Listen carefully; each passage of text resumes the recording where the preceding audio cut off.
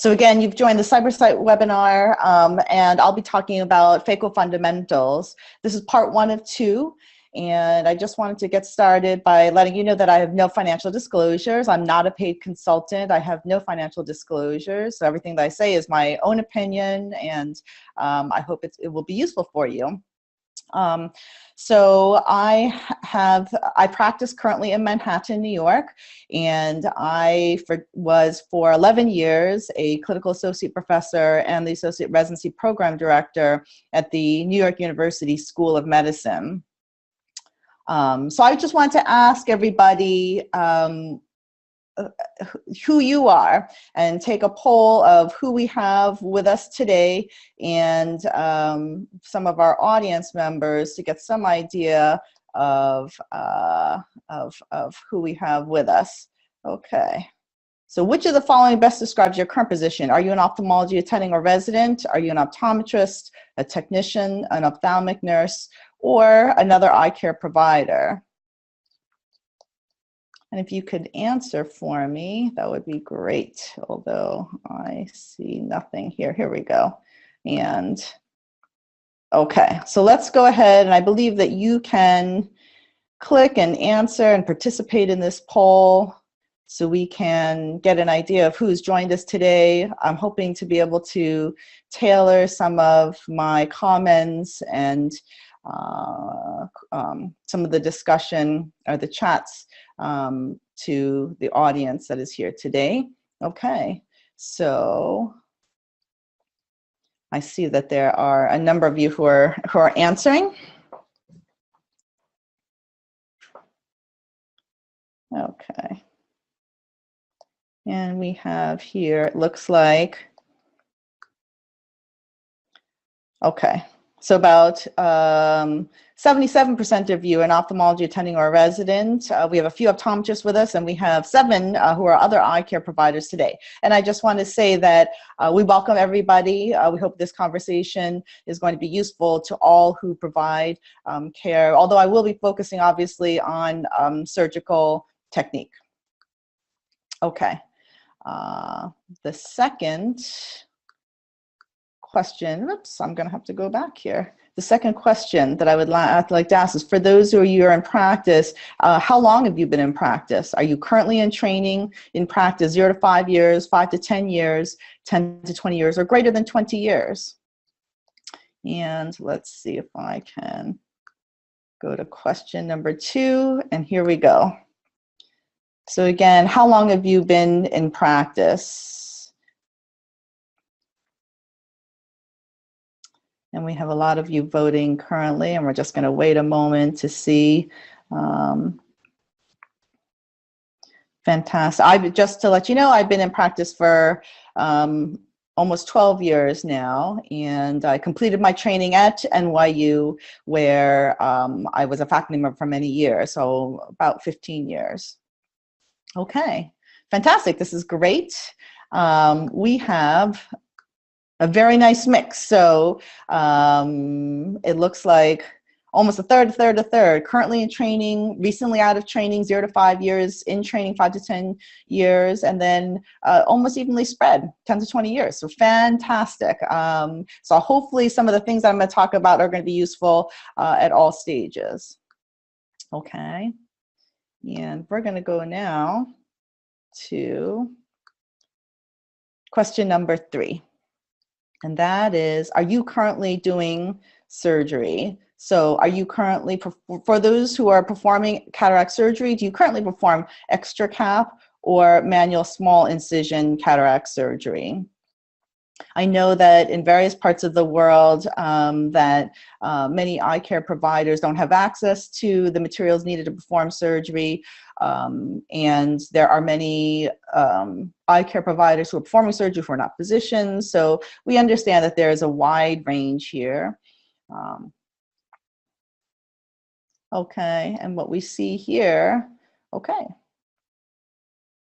and that is, so about 2/3 of people who are on this webinar today are performing some type of large incision or manual small incision cataract surgery, and there are a number who are not. So hopefully this will be really interesting for everybody.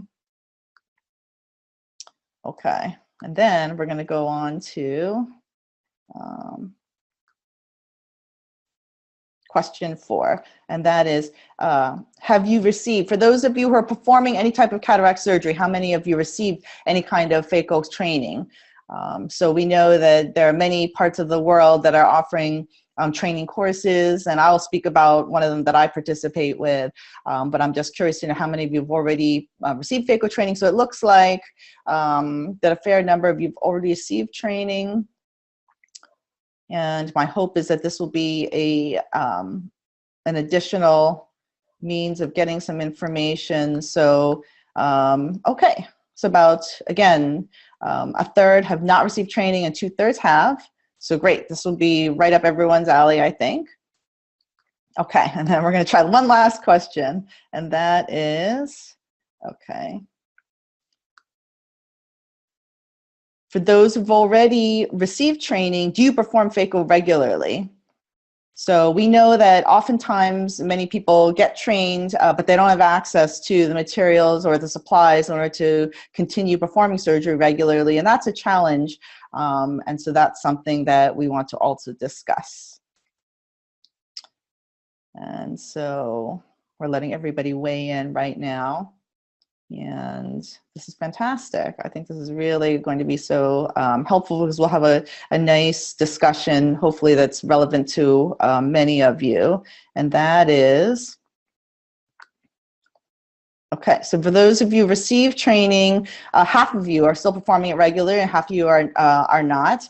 And that is something that we see, you know, because of the challenges of especially the consumable supplies. And we're going to talk about a little bit of that, hopefully, if we get a chance. Okay, all right, so let's move on. Okay. Here we go. So I'll just tell you a little bit more about myself. As I mentioned, I'm at New York University. I was in the Department of Ophthalmology for many years. This was my office. This is my operating room. I operate with really very good equipment, which we'll talk about. But you know, I've been teaching for the last 11, 12 years. I've taught 70 residents over that time. This is my last current class of residents. They operate in their very last year. So out after 4 years of medical school, they're in training for 3 years, and it's in their very last year that they perform intraocular surgery. I run the surgical curriculum and run a wet lab course once a year for residents throughout New York City. And this is where they get a lot of their hands-on experience. I'm currently on staff at the Manhattan Eye, Ear and Throat Hospital. This is where phacoemulsification was first invented in the late 1960s by Charlie Kelman. And I was very fortunate to have met him and have heard him lecture many times, talking about the innovation of phaco, his journey to implement it, and it's really an amazing story, and it's been wonderful to be part of this historical institution where this first started. I'm also a volunteer surgeon, and I travel to the developing world on a regular basis.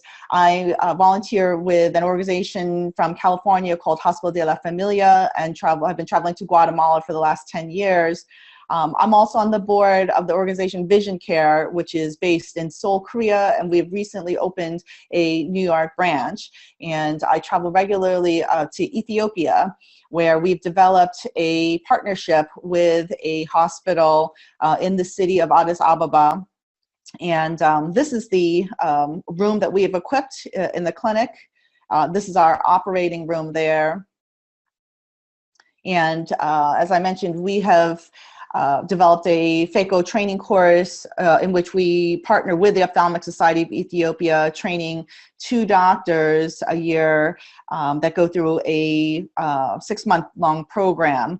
And I go at the end of the session in order to perform surgery together with the doctors that are there.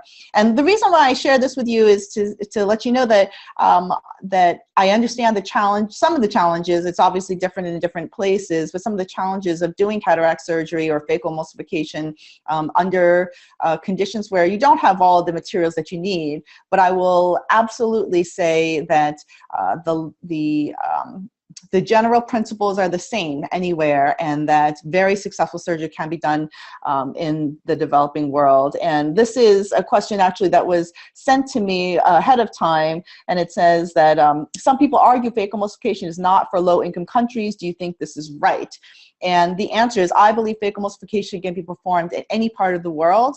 Obviously, it requires certain technology and it requires certain equipment, but the technology and the equipment has now been developed to the point where it can be modified for anywhere in the developing world. And again, the general principles that are in place, I think, can make this successful anywhere and should be brought anywhere.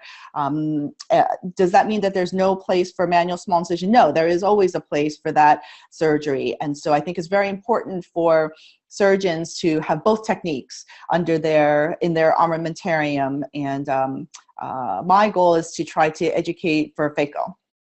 So what we're going to talk about today are three general topics. The first we're going to talk about is preparation. How do you start getting information and preparing for phaco? We'll talk about the capsulorhexis, which is often one of the most difficult parts of, or one of the more important skills to learn in the beginning. And then we're going to talk about general techniques of nuclear disassembly, and that is divide and conquer and phaco chop.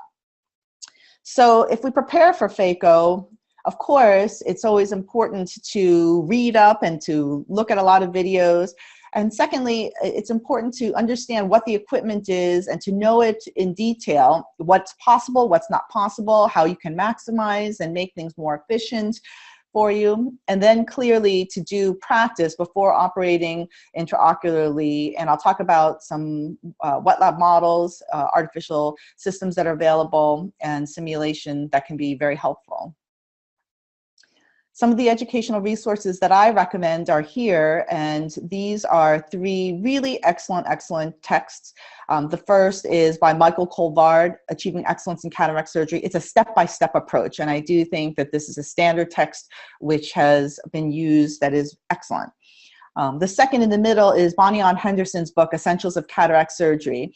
This is actually a compilation of the course that she initiated over a decade ago that is taught at the Harvard Mass Eye and Ear Infirmary. I've been fortunate to be a participant in this course for the last 10 years. This is actually given to about 150 rising seniors, and it is fantastic because the level of lectures are really amazing. And the third is a little bit of a more advanced text, and that is David Chang's text of Phaco Chop. If you're able to get your hands on it, it also contains a DVD, which is also very helpful. He provides this in many locations for free, especially to surgeons in the developing world. So keep your eyes open at various meetings because he is happy to provide this as part of his work at ASCRS. I also recommend this book, and this is the American Academy of Ophthalmology's BCSC book, Book 11, if you're familiar with this series, Lens and Cataract. So I was very honored to be on this committee and actually rewrote the cataract surgery chapter. So this is new this year. The entire series gets revised every 3 years. And this year we also have included videos that are available directly from the text by a QR code. So I encourage any of you who have old versions of this to seek out the new version. I do think that it has been very revised. So what are other sources that you might look at? Videos are always the best. And so I think the most popular has been YouTube, but you have to be careful what you look at there because people post anything up there. And so things that might not be reasonable are there. iTube is another venue that you can look for eye-specific videos. But what I would encourage you to look at is actually the American Society of Cataract and Refractive Surgery website. There's a very brand new Center for Learning. And if you can see here at the bottom right, there's an arrow pointing to a button called Phaco Fundamentals. And I'm very pleased to sit on the committee of Phaco Fundamentals, and we actually look at and vet a lot of material that's out on the internet, and they're available by educators around the country who submit, and we posted them, and these are available for free. You can create a free login to access these videos. I know that Sometimes video is difficult to see depending upon your internet access, but it is a very good resource when you have the opportunity to log on there. And this is the website. And again, full courses, including the Harvard Mass Eye and Ear course and the Northwestern course, are available in their entirety at this website. So the second thing I'll tell you is that it's really important to become familiar with your equipment. So the most important piece of equipment I'm going to say in any type of surgery is actually going to be the microscope. And I have a very nice microscope. I use both the Leica and the Zeiss microscopes, but I understand that you know, you have to use what you have, but you have to maximize what it is that you're using. And one of the things I would really encourage is to play with some of the settings to make sure that you are maximizing them. Oftentimes, one of the things that I find is that surgeons don't look at the correct magnification to see what they need. Either they're too close, or they're too far away. So you basically want to get very comfortable. And when you look at videos, you'll see the magnification that that is ideal. The second is that you want to keep the eye centered. So oftentimes, if you don't have a foot pedal, it's difficult because if the patient gets out of your field of view, then it creates a problem in the middle of your surgery. And so what I generally do is I actually, even in my own OR, I tape the patient's head to the bed in order to really center them and not let them move around. And the last is be aware if you do have a foot pedal. I was recently operating in Ethiopia, and you know, we were moving the microscope by hand until the last day, and then I realized there was a pedal underneath, and we actually had foot controls. And so it's important to get used to that so you can easily maneuver during surgery. The second is to get to know your phaco machine. I use the Centurion. It is a very nice machine. However, I would say that the vast majority of surgeons don't know the machine intimately, and it's important to do so to maximize your ability to do your surgery.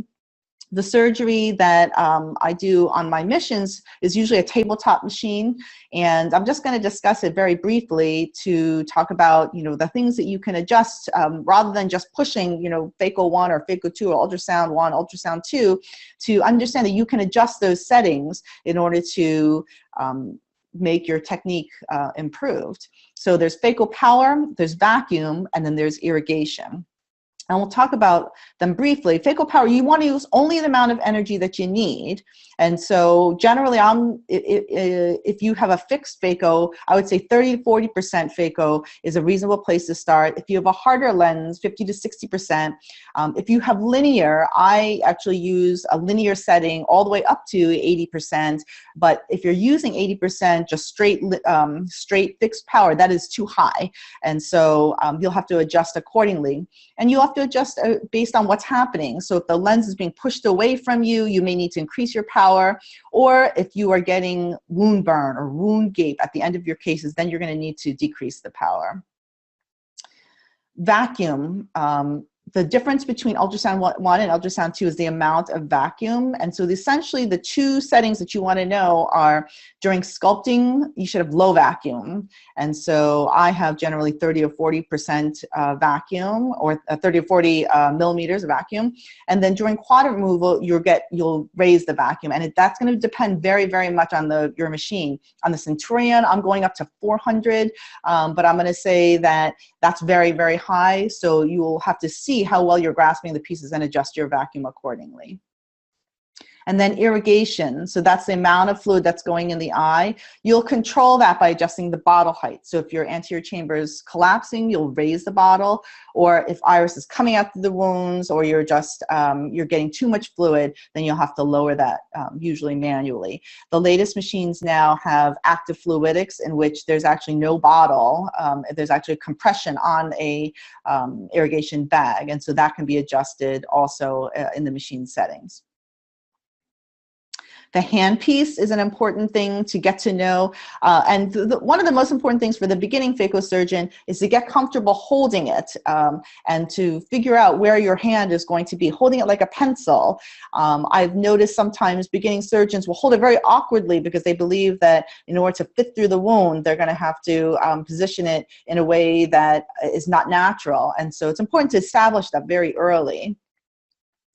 And to realize that the phaco tip has many different configurations. So it could be straight, it could be bent or angled, and then the tip can be beveled. The benefits of having more of a bevel are that the cutting ability of that tip will be improved. The disadvantages become that it's harder to occlude and grasp pieces. So one has to come up with what is the best scenario for the individual surgeon. I recommend personally in the beginning to go with a straight tip and a small bevel, a 30-degree bevel, before going to a more advanced techniques. Another important thing to understand and realize is that the sleeve is a very, very important part of the tip, and should not be ripped or broken, and it should allow the irrigation holes to be on the side so that you can avoid irrigating the endothelium. Another major point that must be emphasized is that the tip has to equal the size of the wound. So I've been in situations where, you know, whatever blade is handed to me and we make the incision and then the tip goes in and the tip does not equal the wound. If the wound is too big, you will not get interchamber stability and there will be leaking and you will never be able to have a closed system. If you're too tight and this wound is too small, then you're going to be pushing into the eye and there will be possibly wound burn or wound gape. And so one has to widen the wound a little bit. And so this is something to be very aware of, that there are different size tips and different size blades and different size handpiece tips. The blades vary from 2.2 to about 3.2 millimeters. And so just be aware, smaller is always better. You can always enlarge a smaller wound. You can't make a larger wound smaller. If that happens where you make a larger wound, I actually will close the wound and I'll go somewhere else and make a second wound.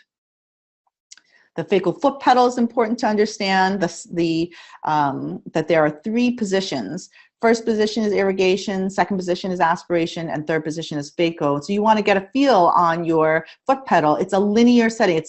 It's often difficult for the beginning surgeon who is just pressing down and not realizing it's a linear feel. And so you have to gradually feel it for those 3 positions in order to maximize your ability to phaco. And then lastly, be familiar with the supplies. We're going to talk a little bit later about different kinds of choppers, different kinds of hooks, and different kinds of viscoelastics. If you have the opportunity to use this fantastic simulator, this is what our trainees use before they go to the operating room. It enables them to practice all these things, looking through the scope, using the foot pedals, and manipulating the eye ahead of time. But these are hard to come by. We perform a wet lab course ahead of time so they can practice on animal eyes. We use pig or cow eyes. The anterior capsule is more rubbery than the human eye. My recommendation is freshly obtained eyes are the absolute best. But in Manhattan, we don't have cows running around on the streets, so we generally get them from the butcher shop. We put them in the freezer and then we heat them up before using them. However, there are many artificial systems, and this is a system that we use, and that is the Cataro by FC Ophthalmics. You can see that it has a nice model of the artificial eye, and it actually has the ability to make wounds and to perform phaco on various types of nuclei. And there's a new system I just checked out at our last Academy meeting, and this is by Oculo, and a very nice system that is now available also. Okay, so that's just some tips on how to begin preparing for phaco, and now we're going to go talk about capsulorhexis.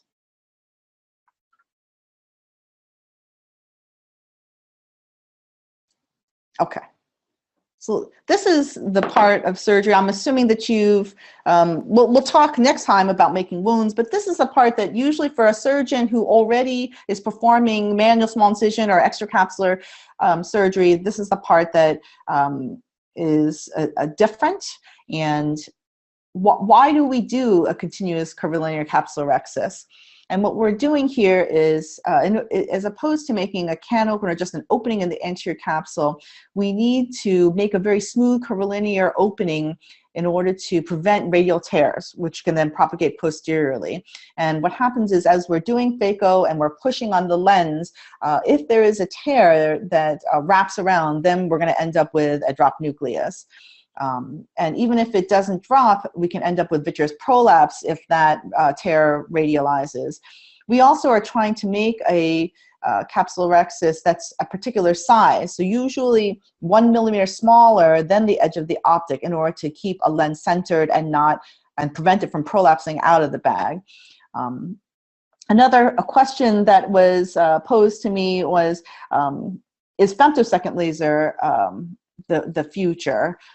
This is now being used for capsulorhexis as well as softening the lens. And I will say, in New York, it has not widely been adopted. The vast majority of us are still doing manual curvilinear capsulorhexis, and the reason why is it's faster. It's faster, it's easier to get into a place to use a femtosecond laser. Takes a lot of time, and so usually fast surgeons are able to do this much more efficiently and quickly. And for the vast majority of routine cases, femtosecond laser is not necessary. We are using it in order to package it in with usually premium lenses in order to guarantee centration and to guarantee a particular size. But we can talk about that more later, but it is absolutely not become the norm.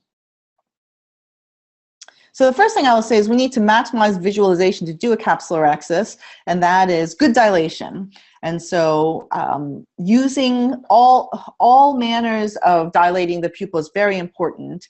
And I know that with extracap or manual small incision, a poorly dilated pupil may not stop you, but I'm going to say to perform the capsulorhexis, you need to see well. And so these are the drops that I use. I use phenylephrine, tropicamide, cyclogel, and flurbiprofen, a COX-2 inhibitor, to prevent the pupil from coming down during surgery. I use 3 sets of drops, 5 minutes apart, and very importantly, I put epinephrine in my irrigation bottle at the concentration of 1 to 1 million. So if I have a bottle of 1 to 1,000 and I have a 500 cc irrigation bottle, I'm putting about 0.4 or 0.5 cc's of epi in the bottle. And this is something that I learned when I was in Ethiopia, that I couldn't understand why during surgery the pupil kept on coming down, and then I kept on asking if there was epi in the bottle, and they didn't quite understand what I was asking them. And finally, when I showed them and I said, listen, this needs to be in the bottle every single time, it made a huge difference during surgery. Head positioning is important, again, taping down the head. And I like to use a trypan blue or ICG dye to stain the anterior capsule when it's available. And so this is a video that I'm going to show of one of my residents, a first case. So this is a typical injecting trypan blue dye. You don't need to use an air bubble, but you need to really coat and then rinse. And it really only takes about 20 seconds for the capsule to be stained very well. Viscoelastic is then injected. This is a biplanar clear wound, which we'll talk about next time.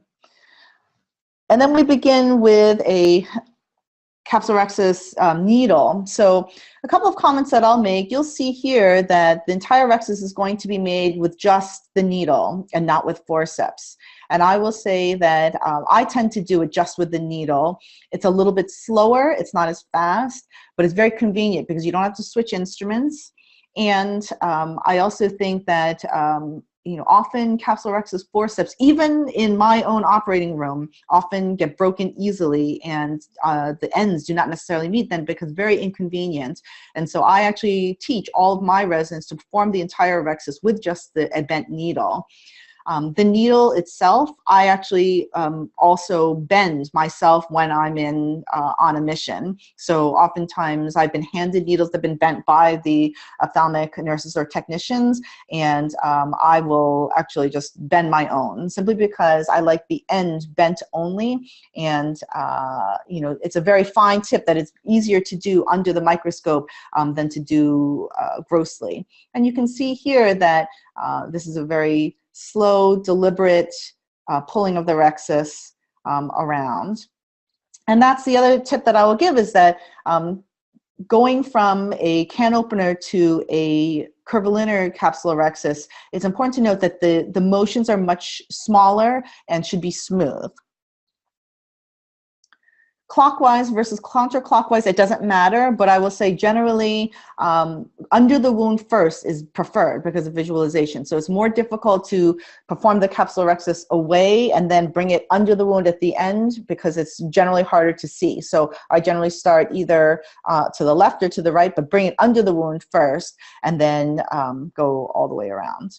And again, the forceps versus cystosome doesn't matter, but your choice might be influenced by the size of your wound. So in other words, the smaller a wound that you make, the more difficult it is to put a capsulorhexis forceps in. And so again, I tend to use the needle all the way around. I do think it's easier. It's slower, but one can do it very successfully with a 27 gauge needle that's bent under the microscope. The key is to keep that flap flapped over and to pull always tangentially. And so the thing that's very important to do is avoid pulling to the center. So when the flap starts to go out, it's very easy to try to pull centrally to bring it back in. And I'm going to say that's absolutely the opposite of what you want to do, because if you pull centrally, the rhexis is actually going to go out further. And so you have to really flap over and pull in a tangent to the circle that you're trying to make. Okay. Let's see if we can go, oh, I'm going to go back here. I think we have a video here. And this is just a capsulorhexis under more difficult conditions. So this is a patient that's asteroid hyalosis. So you can see here that the visualization is a little bit difficult actually because of depth perception and seeing all that hyalosis and those calcium crystals that are within the eye. Here, staining is really important because it enables you to see the plane of where the rhexis is going to be. So again, puncture, pulling over of the capsular flap, and oftentimes, you know, you're just very carefully trying to bring that flap over. And you can see again, so the flap has gone to the side and then under the wound first. And then we're going to bring it around. And you can see the most important thing is that this flap is completely flapped over in front. And so the motion that I usually tell people to use is to try to sort of grab and lift and just push it along gently in a gentle motion in order to keep that intact. If you pick at it, then the tendency is for that capsule to rip and break. And so one tries to maintain the integrity of that anterior capsule by just gently pulling it and letting that flap actually draw the opening all the way around. Okay. And then let's say the rhexis does start to go out. How can we bring it back? I talked about not pulling to the center. However, there is a technique that can be used that seems to go counteract that, and this is called the little rescue technique. And you can see here in this case, the rhexis has started to radialize and go out. And so what we're doing is we're actually flapping the flap back over. So flapping the flap back over with viscoelastic, and now using a forceps to just gently bring this towards center when it's not flapped over, and rip just so it comes back a little bit. And one might say, why don't you just continue to do that all the way around? And the reason why is because that's very difficult to control. And so you can only do it for small segments, and then one must then actually flap it back over in order to bring that back around. So you can see it's flapped back over, but it's coming around here. And now flapped completely around, and it'll just meet all the way to its origin. But that's the little rescue technique, and that's the only time we pull to the center. When it's radializing, we flap it back over, and then we bring it back to center. Okay. Sometimes the capsulorhexis doesn't work so well, so we convert to a can opener. So in this particular case, it's a very intumescent lens. It's been stained. You can see immediately that even with not much movement that this rhexis or this anterior capsule is starting to go out, even with almost no movement. So there's a lot of positive pressure. And so here I've decided to change over to a forceps to see if it can be brought around. And what I can see is it can't. So already I'm pulling. And so I've decided to open this with a can opener technique and try to save as much as I can. So is it possible to open it somewhere again and bring still a nice curvilinear motion here? The answer is no. And so I'm just going to make some gentle openings here to try to save as much as I can. Again, the goal here is to prevent those radial tears and to actually not provide too much pressure because I can tell this lens is about to pop out, and I just want to make an opening that's good enough for this lens to come out easily. So lenses come out, and you can see that's actually come out very nicely. There is a part of that rhexis that looks like it's going out superiorly, but the bag is really intact, and you can see that with cortical cleanup that everything is maintaining itself. So I've made a decision to put a lens into the capsular bag, and what I'll do here is actually rotate that lens to avoid radializing that tear. And you can see even this particular case, we were able to save the bag and actually end up with a very, very nice result. So even converting to a can opener doesn't mean that phaco can't be performed. Okay. And again here, this is to show you that, let's say you make a rhexis and it's a little bit too small. So, you know, here we're going along, and I'm going to say this is probably a 4.5 millimeter rhexis.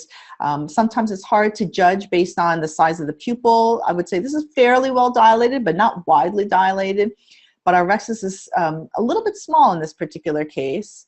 And so when this happens, then you can make this larger on the far end. And you can see here, so I'm not going to meet the original origin, but I'm actually going to spiral it and go around a little bit more. This becomes difficult to visualize. See, again, under the wound, this is the most difficult part to visualize. And so I'm going to just make it, I'm going to bring it back together right here. But just by spiraling it a little bit, we can make the wound, or make the capsulorhexis just a little bit bigger in order to make sure that we're able to get out this lens. And so this requires careful visualization and completion of that opening. Okay, and then lastly, I'm just going to show you, this is a nice tool if you have it, and this is what I use to teach our residents to make an exact size. So this is a 5 millimeter, basically a caliper, and that can be introduced into the eye under a dispersive viscoelastic. And what's nice about this is we use this to practice pulling up against the side of that plastic instrument. And you can see here now, this is practicing with a Utrata forceps, and it enables us to then use this as a guide to prevent this from going outwardly. And also too, you can make this completely centered and a nice 5 millimeter perfect rhexis here. I call this the poor man's femtosecond laser because you can really do a perfect circle utilizing this particular this instrument. Okay, so that is the Capsulorrhexis. And so now we're going to go on to, let's talk about nuclear disassembly. And this is just the basics. I'm going to go into more detail about, people have been asking about settings and things like that. So this is just the basics of what is divide and conquer. The first thing we need to do is we're obviously going to groove into the nucleus. And the most important thing here is sculpting a good central groove. And this is harder than it might seem. You want to press down on ultrasound while you're grooving forward, and then let go of that ultrasound when you're moving the phaco tip back. And that's to minimize the amount of energy that's being used. We want this groove to be about 1.5 phaco tips wide in order to essentially get good movement of your instruments inside the eye. And then respect the shape of the lens. So in other words, I always talk about it like scooping ice cream, or, you know, deeper in the center than on the side. So it's not a straight groove all the way across, it's deeper in the center of the groove. We obviously want to avoid puncturing straight through into the posterior capsule. How deep do you go? You basically want to go into your deeper than the midpoint until there's a change in the red reflex. That's the best way to determine how deep you've gone. And then rotate this nucleus. So we're going to push against the walls of the groove, and we know that the force is a function of radius. So in other words, if you put your instrument out further into the periphery, you're going to be able to rotate this around much more easily. And then we sculpt the cross groove. So we'll groove once, we'll turn the lens, and then we groove across. And so, you know, we want to avoid the rhexis, obviously. Again, respect the contour of the lens, and we can continue to rotate this all the way around until the grooves are complete. And so this is an example of sculpting and grooving. So you can see the phaco is only on as we're pushing forward. It's not on when we're pulling back. We're making this deeper in the center, and it doesn't have to be long. The most important thing is that it's deep and it's a little bit wider than the shape, than the size of one phaco tip. So 1.5 times the width. We've turned, we're now grooving across, and again, deeper in the center is more important, a little bit wider in order to be able to put our instruments in. And then using, again, the second instrument to turn this lens all the way around. Sometimes we'll go back and extend the initial groove that was made in order to really make this effective. And you can see the change in red reflex that's at the bottom of this lens. And then turning all the way around to complete this complete cross. And this is the traditional divide and conquer. So again, here's the cross that we've made. And then we're going to crack this lens apart. So the goal here is to just make pieces that are small enough to bring up and out. There are 2 techniques for cracking the nucleus. One is what we call the traditional means, and that is putting a phaco tip and then a second instrument on either side and creating what we call an A to V motion. So A to V, so we're putting our instruments here and then bringing them apart. The second is to do what we call cross-cracking, and that is an X motion. We're putting a phaco tip here and the second instrument here in order to push them apart. So sometimes we get a little bit more leverage. Instead of this way, traditional motion, we can cross them and push this way. So we like to propagate in the periphery first, and then to start to propagate and back crack that. And this is very important, that it's a horizontal crack, and we want to propagate it all along, make this 2 heminuclei. And again, this is one of the things that my beginning residents often misjudge, and that is they don't crack all the way across. They see the opening in the center and they think that's enough. And I tell them, listen, you want to really free the 2 halves of the nucleus if possible. And so this would be a crack. So this is the traditional motion to split this lens in half. And you can see cracking distally first and then centrally second. Okay, and this is another video, and this is in the basic science book. So this is grooving. So you can see my settings here that I have relatively low vacuum, less than 100. It's about 80. My setting here, you can see that it's variable, that I'm only pressing, and then until I see here that the red reflex has changed. I'm going to put 2 instruments in at the bottom and now just break them apart. And you can see really verifying that the crack is complete. 2 heminuclei have really come apart.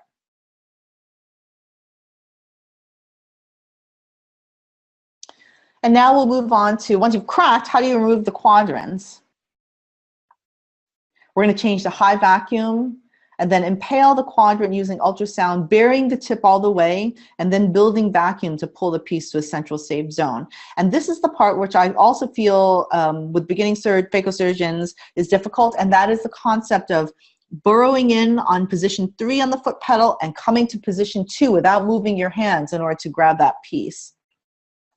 We're talking about trying to remove pieces of a pie, essentially. And so the most important part here is not the hand motion, but actually the foot pedal motion. And that is, again, going from 3 to 2 in order to grab that piece and then to safely bring that to safety in the center.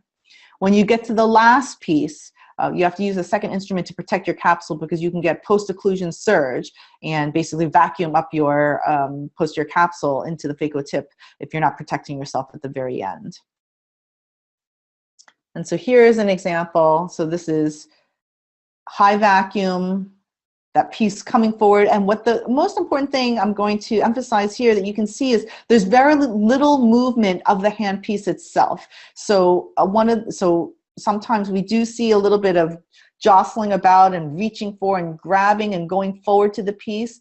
I'm going to say the most important thing here to remember is it's foot pedal control, using the vacuum and the machine to allow these pieces to come forward and to try not to chase the pieces, because that is where then you can run into trouble. And then manipulating so that we have pieces always in front of us. So the pieces in front, vacuum to grab, and then a second instrument to perform some maneuvers to chop the lens. But again, we try to maintain this phaco tip is in the center, so not more than 50% into the center of the eye, because that's where you can run into trouble. So again, we're using vacuum to allow these pieces to come forward and come towards the handpiece. Oop, the second instrument is a little bit far away. And so you can see here, the second instrument is now in front of the phaco tip to prevent that posterior capsular bag from coming up and hitting the phaco and creating a posterior capsular rupture. And again, we're letting, this is all foot pedal control to let the vacuum bring those pieces forward, and then to allow those pieces to then be emulsified. So it's a combination of position 3 and position 2 to allow those pieces to come forward. And again, not chasing, but again, using the foot pedal to allow those to come into the eye. Come into the handpiece. So that's divide and conquer. Okay, all right, we don't have much time, so I'm going to talk very quickly, and we'll go into more detail about phaco chop next time. Okay. What are the advantages of chopping? Rather than sculpting, this uses less energy and it puts less stress on the zonule, so you're not pushing the lens.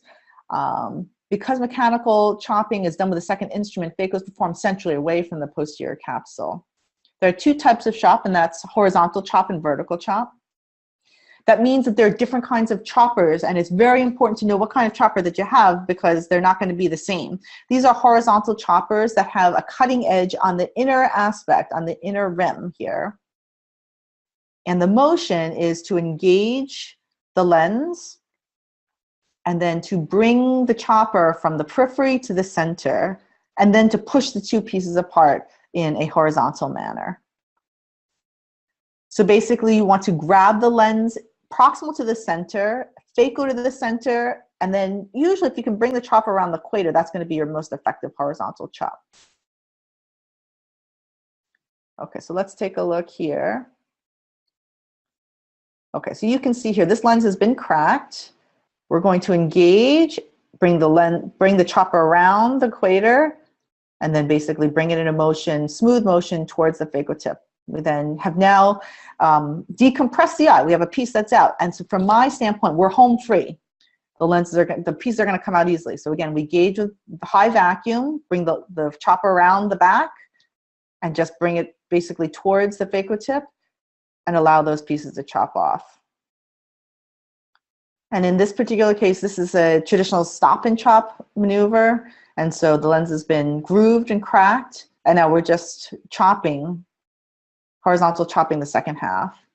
We're going to, again, place the piece in front of us, engage, bring the chopper around, and then essentially in a one swift motion, bring it towards the phaco tip. And then you can see here again, we're on vacuum of max is going to be around 280. And we're going to try not to chase this piece. We're going to let the vacuum do the work for us and bring that second piece towards us. Vertical chop is a different maneuver, and that requires a very sharp end on a chopper here and here. And this is going to be used to impale in a vertical motion and then bring the pieces apart. This makes the best use of the planes of the lens in itself. And you can see in this case, the chopper is being brought down in a vertical motion right in front of the phaco tip and then pushed in a horizontal and vertical fashion. So the pros here is you have to engage the piece very well. Otherwise, you're going to push that the piece off, and then put the chopper right next to the phaco tip if you can. And here's vertical chop. And so we're going to, there's no groove, we're going to just engage the lens, put the chopper right in front, and basically push apart. And you can see here my vacuum is quite high in order to be able to achieve that. So again, here's a complete case of stop and chop. So we're going to make a quick groove here.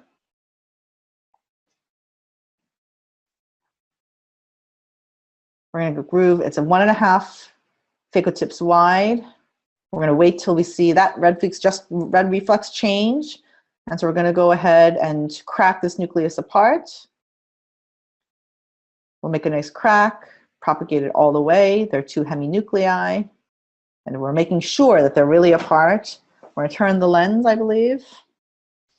Engage with higher vacuum. I think I'm going for a different instrument. And that's a little bit of a vertical chop there. And so trying to get this piece up and out.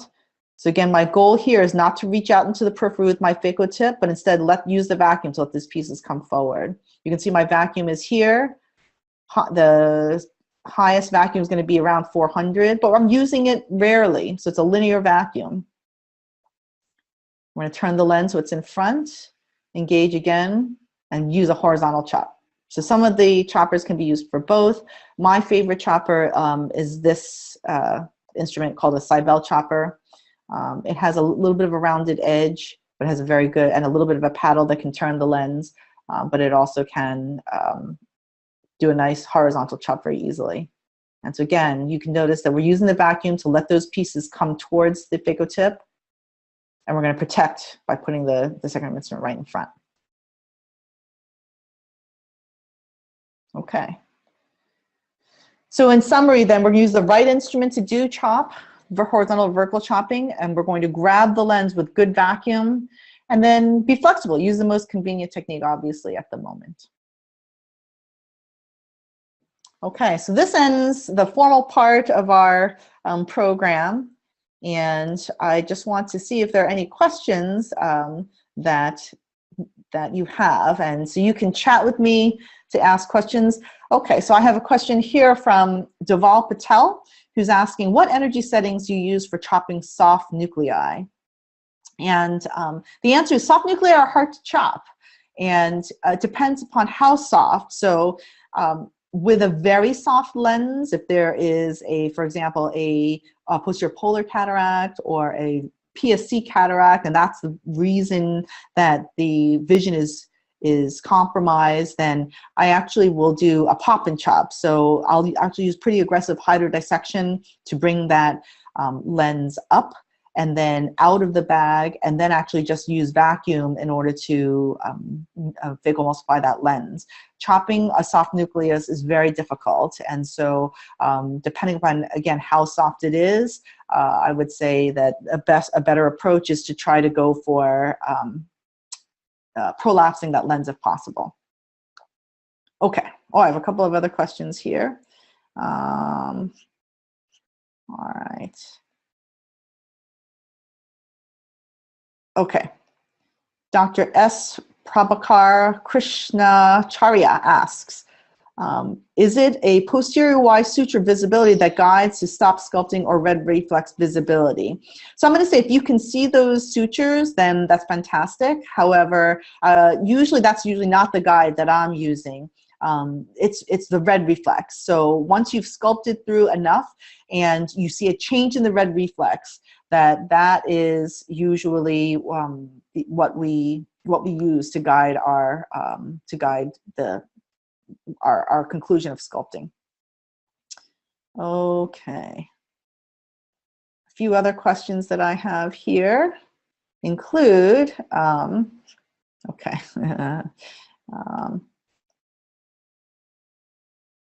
Okay.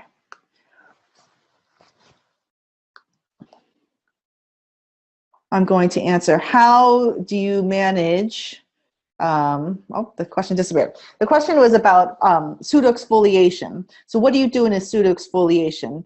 Pseudoexfoliation is probably one of the greatest challenges and one of the things that we see the most in the developing world that causes fear. And so there are two things that are problematic. Is number one, poor dilation in a pseudoexfoliation patient. And so in that particular case, then everything that you can do to maximize dilation is helpful. All the things that I talked about, including using the appropriate medications and drops, putting epinephrine in the bottle, and then if you have the need to, capsular tension rings or iris hooks, or in worst case scenarios, we do sphincterotomies where we just cut the iris in order to get visualization. That's the first thing.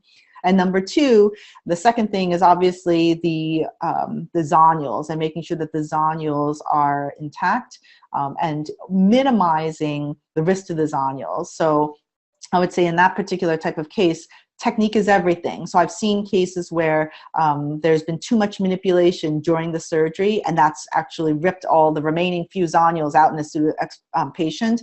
And so that is what I advise, is that in those particular cases, the main goal is to try to avoid manipulating the lens significantly and to try to get that lens up and out as quickly as possible. Okay, we actually have a number of questions here.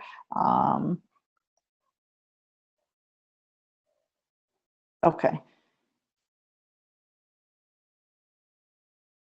Let's see. How much time can trypan blue dye be safely kept in the AC without damaging the endothelium?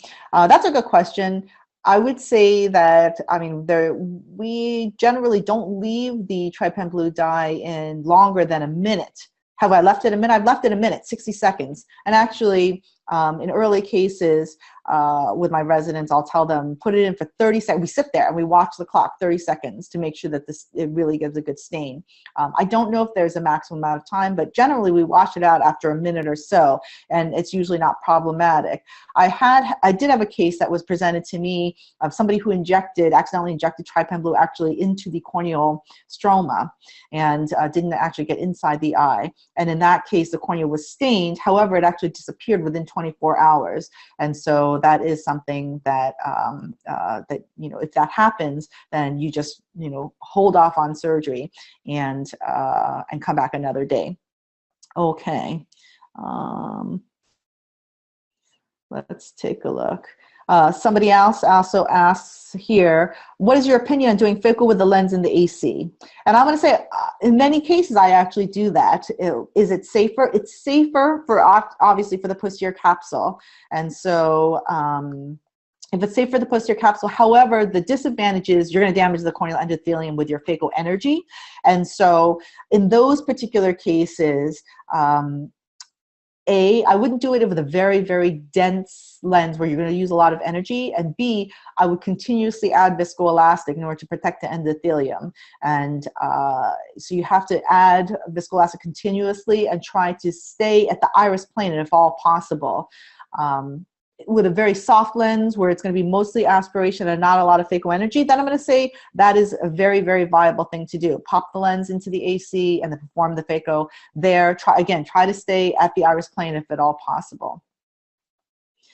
Okay. And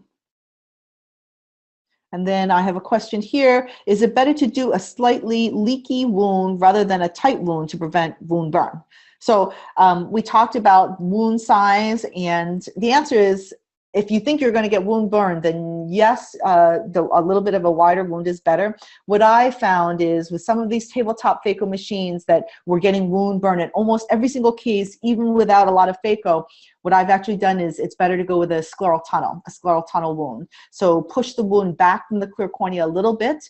We take down the conge, and don't go back that far, but actually just go just even 0.5 millimeter into the sclera makes a huge world of difference. And actually that's how I traditionally do all of my cases when I'm on a mission, is actually to do a scleral tunnel. Okay, so we have actually a number of other questions, but our time is up. And so what I'll be doing is I'll try to answer some of these questions by text, but also we'll keep track of all these questions. And in our Phaco Fundamentals II, I'll open with some answers. At the next session, we'll be talking more about phaco settings, phaco-dynamics, machine settings. We'll talk about viscoelastics. We'll talk about choppers and different instruments. So I hope this has been very helpful. It's been fun, and I look forward to joining you again sometime soon. Okay, take care.